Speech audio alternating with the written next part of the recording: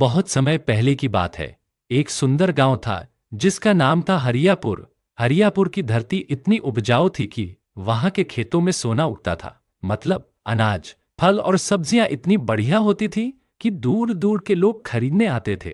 इस गांव में एक मेहनती किसान रहता था जिसका नाम था चंदा काका काका। चंदा काका की उम्र भले ही 100 साल की थी, लेकिन उनका जोश 20 साल के जवान जैसा था। सफेद धोती, हरी पगड़ी और चेहरे पर मुस्कान, यही थी उनकी पहचान। हर सुबह सूरज निकलने से पहले चंदा काका उठते, अपने बैल, बीरू और धीरू को तैयार करते और खेतों की ओर निकल जाते।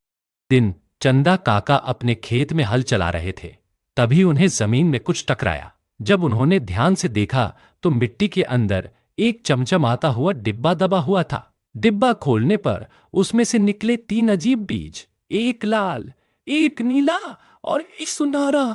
डिब्बे के साथ एक पुरानी पर्ची भी थी जिस पर लिखा था, जो इन बीजों को सही समय पर लगाएगा उसे मिलेगा धरती का वरदान, पर लोभ से बचना वरना होगी बड़ी मुसीबत। चंदा काका थोड़े हैरान हुए, लेकिन सोचने लगे कहीं ये जादुई बीज तो नहीं। अगले दिन उन्होंने तीनों बीजों को अपने सबसे अच्छे खेत में बो दिया। पहली बार खेत जोतने के बाद उन्होंने विशेष पूजा की और कहा, हे धरती माँ, इन बीजों की रक्षा करना, जो भी हो मैं मेहनत करना नहीं छोड़ूंगा। रात होते ही आकाश में बिजली चमकी, बादल गरजे और एक हल्की सी जादुई चमक खेत पर बिखर गए। 3 दिन में खेत पूरी तरह बदल गया। जहां लाल बीज बोया था वहां से उग आया एक बोलने वाला टमाटर का पेड़। पेड़ ने खुद को लालू टमाटर बताया। वो बच्चों को किस्से कहानियां सुनाता और खेत की रखवाली करता।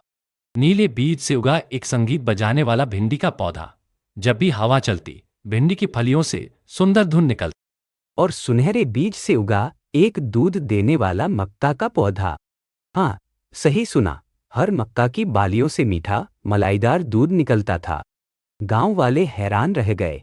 हरियापुर की चर्चा अब टीवी तक पहुंच गई। लोग दूर दूर से जादुई फसल देखने आने लगा। एक दिन शहर से एक लालची व्यापारी आया, बंटी सेठ। उसने चंदा काका से कहा, ये खेत मुझे बेच दो, मैं तुम्हें इसके बदले करोड़ों रुपए दूंगा। लेकिन चंदा काका ने मुस्कुराते हुए कहा, मुझे पैसे नहीं चाहिए, मेरी असली दौलत ये धरती है। बंटी सेठ को बहुत गुस्सा आया। उसने रात को चोरी से खेत में आकर सुनहरे बीज के पौधे की जड़ें काट दी। लेकिन जैसे ही उसने ऐसा किया, पूरा खेत काला पड़ने लगा। टमाटर का पेड़ रोने लगा, टमाटर का पेड़ रोने लगा, भिंडी कूदे और मक्का का पौधा गायब हो गया। धरती कांपने लगी और आकाश से वही आवाज आई, लोभ के कारण तूने वरदान को अभिशाप बना दिया। अब ये खेत तब तक नहीं फलेगा जब तक सच्ची मेहनत और सेवा नहीं लौटती।